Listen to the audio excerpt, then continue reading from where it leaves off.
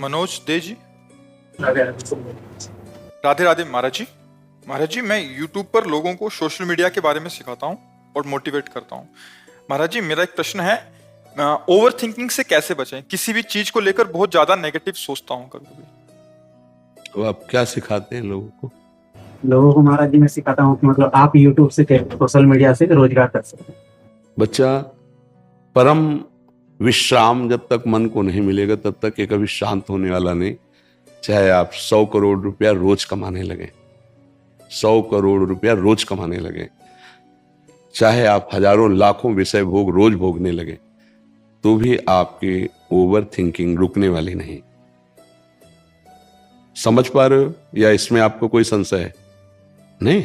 100 रुपए की मांग, फिर 1000 रुपए की मांग, फिर 1 लाख की मांग, फिर करोड़ की मांग, फिर अरब की मांग, ये बढ़ती ही चली जाएगी।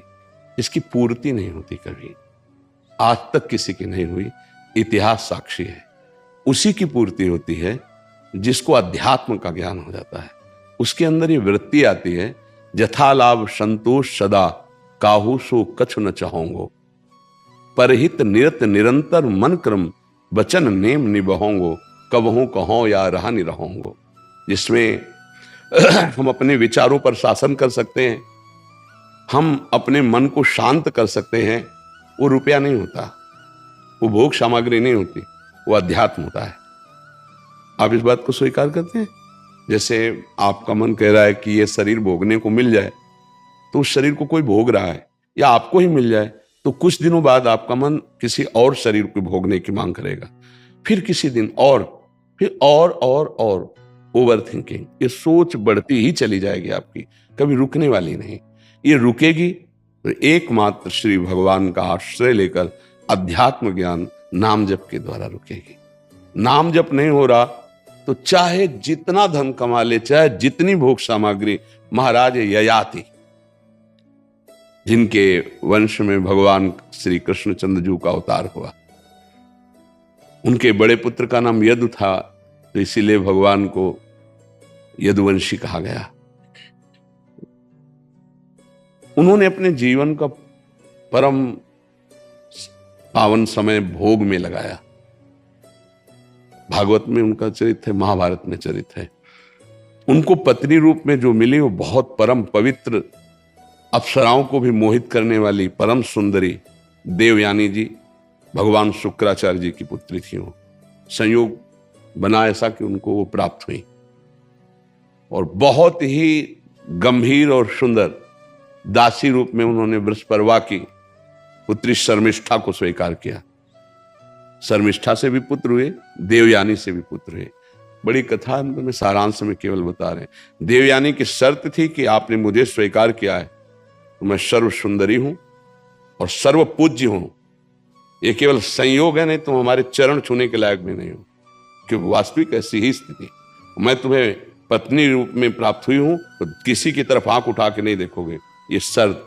लेकिन जब शर्मिष्ठा को जो दासी रूप में आई थी, वो यद्यपि वो दासी नहीं थी, ईर्ष्यावश देवयानी जी ने दासी पद में उन्हें रखा था। इतनी सुंदर और गंभीर मुद्रा में थी, महाराज ययाति लुभायमान हो गए, जबकि सर्व सुंदर देवयानी जी। शर्मिष्ठा जी से भी पुत्र प्रकट हुए। एक दिन वो शिकार के बहाने जा रहे थे, तो वहां नए नए बालक पिताश्री कह करके लपटे। देवयानी ने कहा, पिताश्री आपको कैसे कह सकते हैं ये?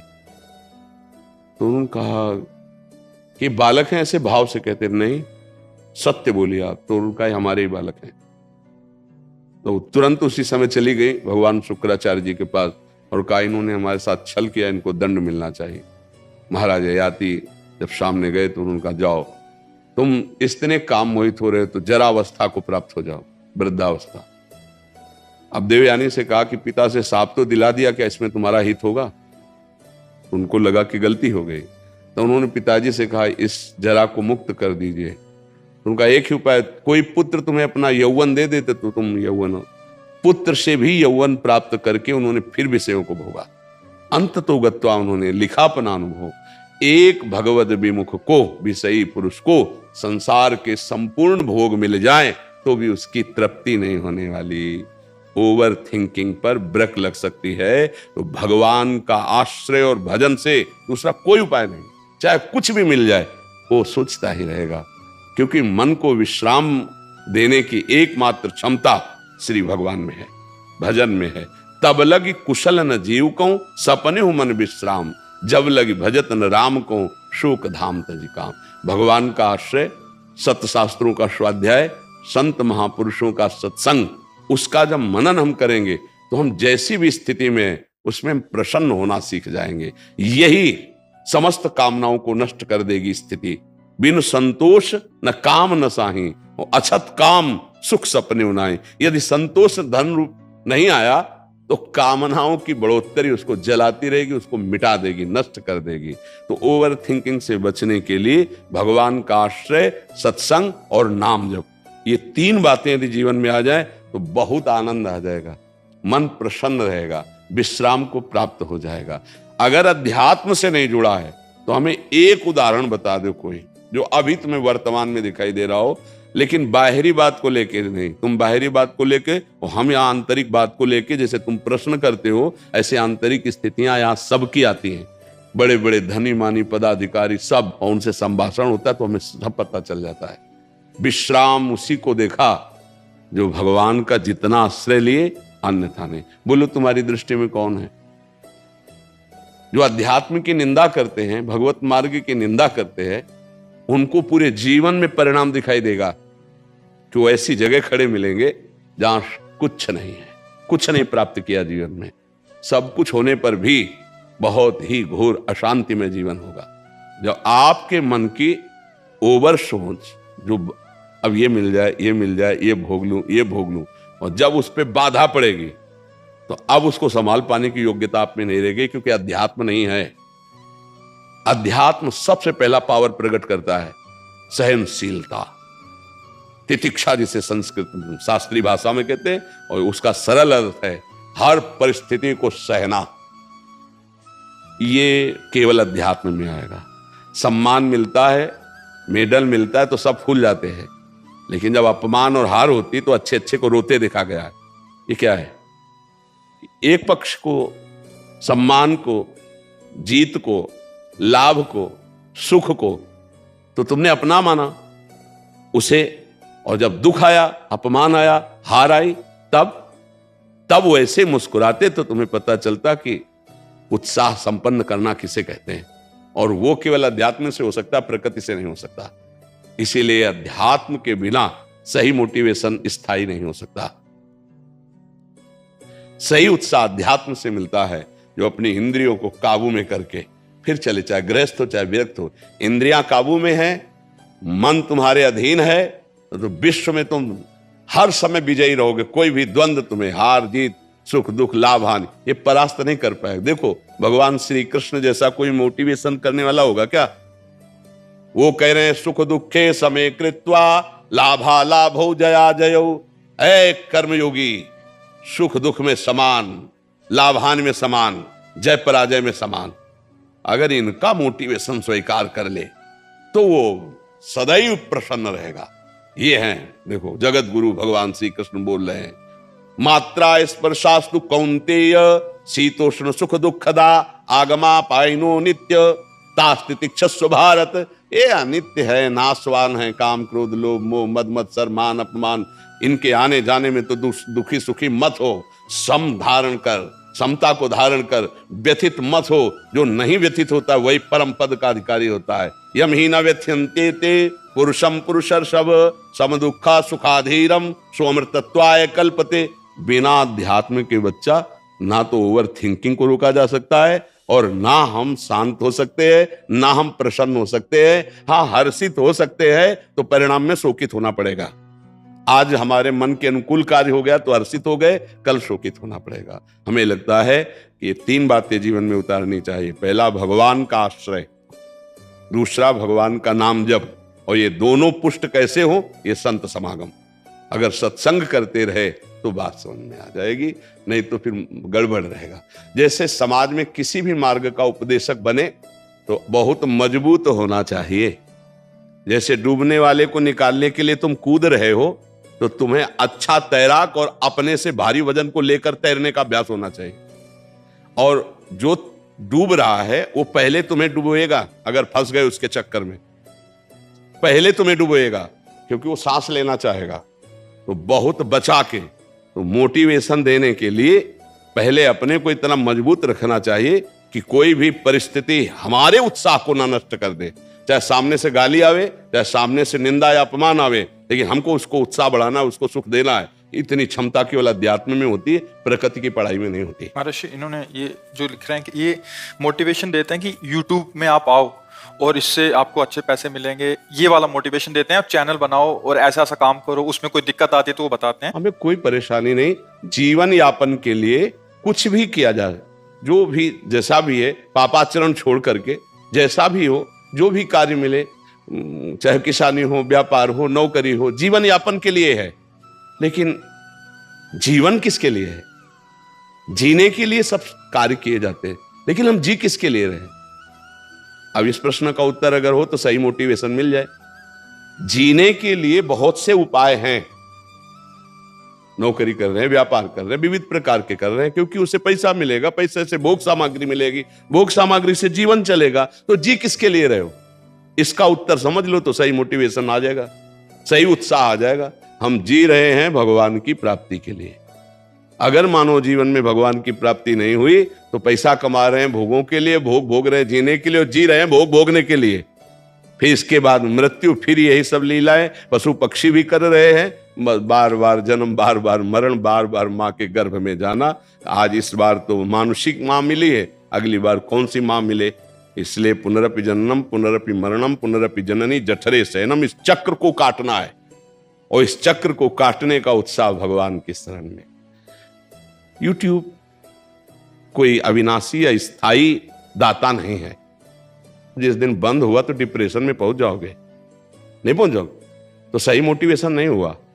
साथ में ऐसा भी मोटिवेशन होना चाहिए कि कल YouTube बंद हो जाए तो फिर आप में वो क्षमता होनी चाहिए कि आपके पास और भी मार्ग है, आपको निराश नहीं हो। महाराज जी आगे पूछ भी रहे हैं, बहुत लोग तो सफल हो रहे हैं इसमें, लाखों कमा रहे हैं, लेकिन वो सफलता भी अस्थाई है, स्थायी नहीं है। कह रहे हैं काफी असफल हो जाते हैं, उसका पुण्य का काम, ये पुण्य हो रहा है मेरा, है पाप हो रहा है, मैं तो उनको मोटिवेट कर रहा हूँ। मुझे समझ नहीं आ रहा क्या। पुण्य और पाप तो शास्त्र आज्ञा का पालन करने से पुण्य होता है, शास्त्र विरुद्ध आचरण करने से पाप होता है।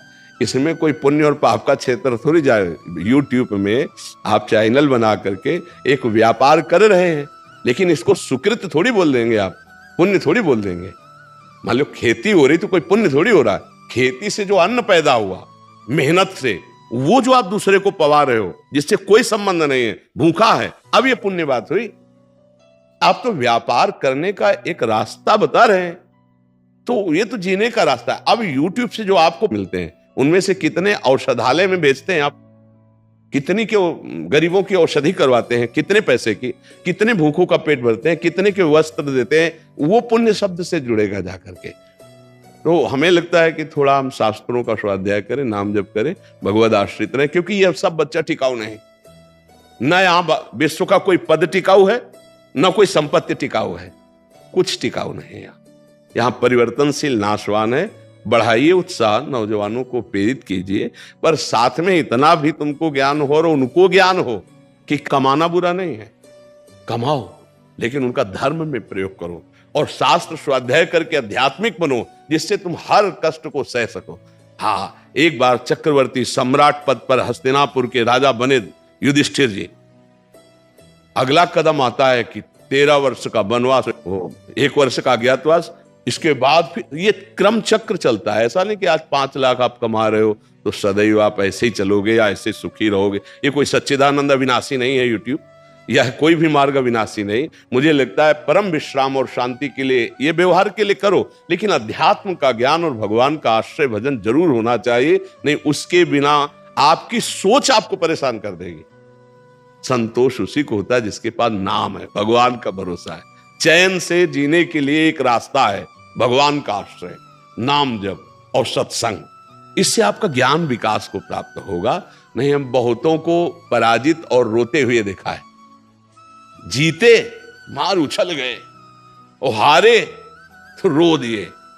अब उनको कौन रोक पाएगा जब हार का कष्ट सहा जा रहा है, बराबर कोई जीत हो ऐसा।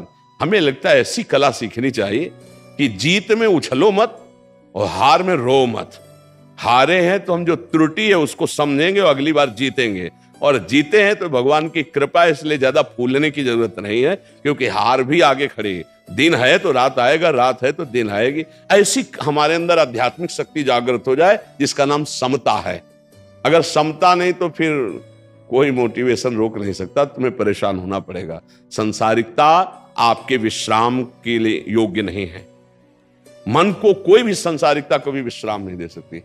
महाराज पुररवा को उर्वशी जी मिली थी, फिर भी उनकी तृप्ति नहीं हुई थी। उनकी जो दशा वर्णन की गई, वो पागल से घूम रहे थे। बाद में भगवान की कृपा से उनकी फिर बुद्धि शुद्ध हुई। महाराज पुररवा ये बहुत बड़े चक्रवर्ती सम्राट थे, उन्होंने अपने अनुभव लिखे। चाहे जितना सुख प्राप्त हो, भगवान से विमुख जीव को कभी शांति नहीं मिल सकती, कभी विश्राम नहीं मिल सकता। इसलिए नाम जप करो, सत्संग करो और शास्त्रों का स्वाध्याय करो। एक अध्याय चाहे पढ़ो, भागवत पढ़ा करो, हिंदी से ही पढ़ा करो, ठीक है। हाँ, और सबको उत्साह बढ़ाओ।